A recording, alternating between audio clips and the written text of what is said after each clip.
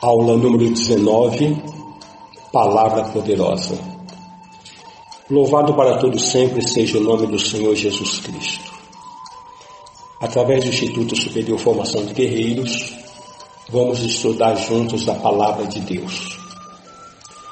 Amados, esta aula é parte integrante de um curso de Teologia Básico, em que todos os temas ministrados temos em apostilas que poderão ser adquiridas através dos contatos oliveirasiloafrica@gmail.com, Bispos Antônio Oliveira e Gorete Oliveira.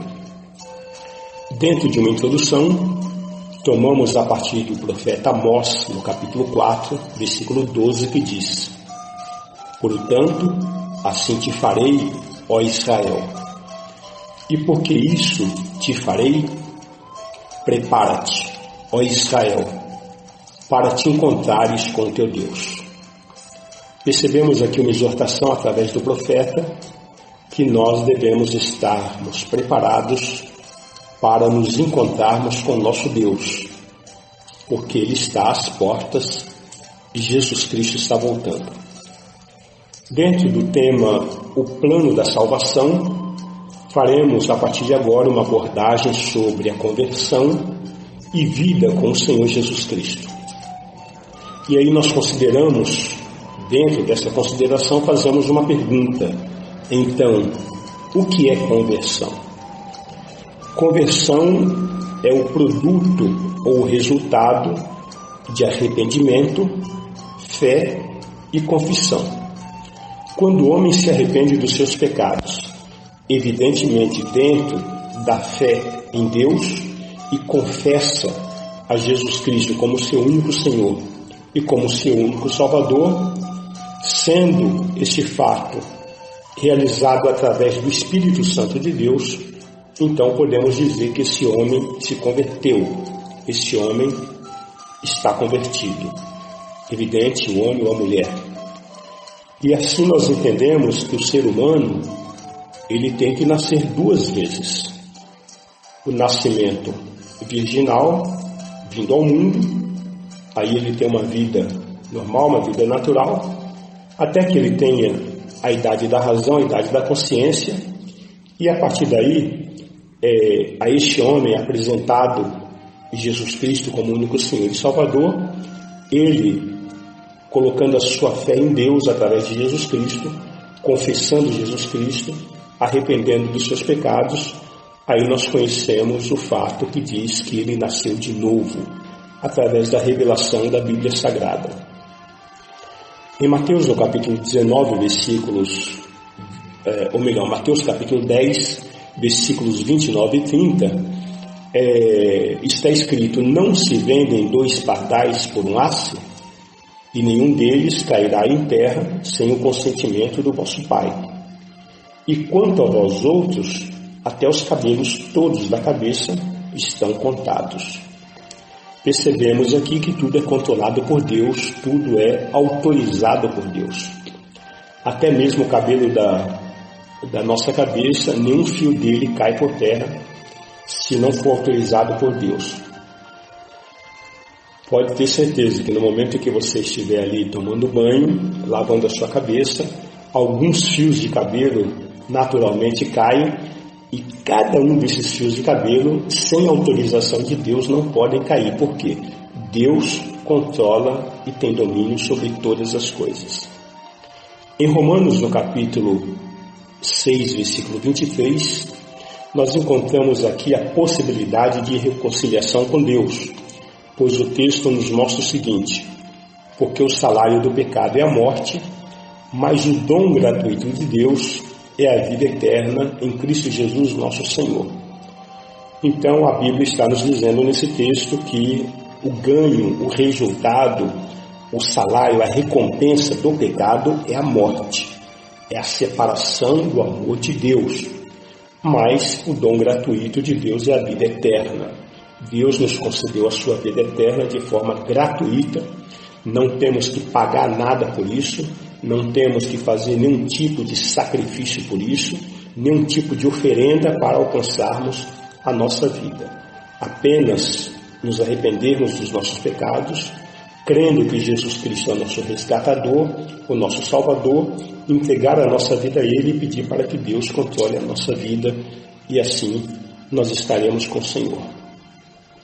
E entendemos, portanto, queridos, que um grande abismo separa o homem pecador da vida eterna com Deus. E assim, o próprio Deus se encarregou de construir uma ponte sobre esse abismo que nos separa dele. Imagine você que Deus é santo, está nos céus, e o homem pecador está na terra. Então existe um grande abismo entre Deus que é santo e o homem que é pecador. E o próprio Deus construiu uma ponte entre esse homem pecador e Deus santo. E essa ponte se chama Jesus Cristo, que através da cruz do Calvário pagou o alto preço, de maneira que todo ser humano que entra nesta ponte, que trafega nessa ponte, entra através de Jesus Cristo, caminha com Cristo, então esse homem sai da condição de pecador, sai da condição de pecado e passa a ter uma comunhão com Deus que é santo, em nome de Jesus. E assim nós encontramos o versículo áureo, o versículo de ouro, o versículo que é a base de toda a Bíblia, que está em João capítulo 3, versículo 16. E aí nós vamos ler também o versículo 17 para um entendimento mais amplo, o que nos revela então o grande amor de Deus. Porque Deus amou ao mundo de tal maneira que deu seu Filho unigênito, para que todo o que nele crê não pereça, mas tenha vida eterna. Porque Deus enviou seu Filho ao mundo, não para que julgasse o mundo, mas para que o mundo fosse salvo por ele. Então nós percebemos que Deus nos amou de tal maneira, a tal ponto que Ele enviou o seu Filho unigênito, o único Filho que Ele tinha, Jesus Cristo. Então Ele deu tudo o que Ele tinha pelo nosso resgate, para que todo o que nele crê. Então é necessário crer que Jesus é o Filho de Deus. É necessário crer que Jesus é o Deus encarnado. É necessário crer que Jesus é o Deus revelado aos homens, aceitá-lo como seu único Senhor e como seu único Salvador, e assim nós estaremos na vida eterna. Portanto, Deus não nos dá a condição de julgarmos o mundo. Podemos ver uma série de distorções no planeta, uma série de coisas erradas no mundo, mas nós não estamos aqui para julgar, porque Jesus não veio para julgar, Jesus veio para salvar. Então, quando nós olharmos para as pessoas, os atos e as atitudes que essas pessoas estão fazendo, muitas vezes reprováveis, passíveis de reprovação, nós não devemos estar julgando as pessoas, mas devemos estar orando por elas, apresentar Jesus Cristo a essas pessoas, para que essas pessoas sejam salvas através de Jesus Cristo. Porque pelos seus atos e pelas suas atitudes, naturalmente elas prestarão conta se elas não se converterem, se elas não forem resgatadas, não forem redimidas através do sacrifício de Jesus Cristo. Em 1 Coríntios, no capítulo 15, versículos 3 e 4, nós entendemos através desse versículo que a ponte realmente é Jesus Cristo e nenhum outro, porque esse texto nos revela que Cristo morreu pelos nossos pecados, segundo as Escrituras, e foi sepultado e ressuscitou ao terceiro dia, segundo as Escrituras. Amados, nós aprendemos no mundo, aprendemos na religião, que tem vários outros nomes, que tem vários outros guias, outros avatares, outros salvadores, outros nomes. Porém, a Bíblia Sagrada, a Palavra de Deus, nos apresenta única e exclusivamente Jesus Cristo, que ofereceu o mais excelente sacrifício, morreu pelos nossos pecados. Não há nenhuma condição de tratamento de pecado através do homem, através da religião, através do sistema. O único que trata e resgata o homem da condição de pecado é Jesus Cristo. Portanto, não se engane.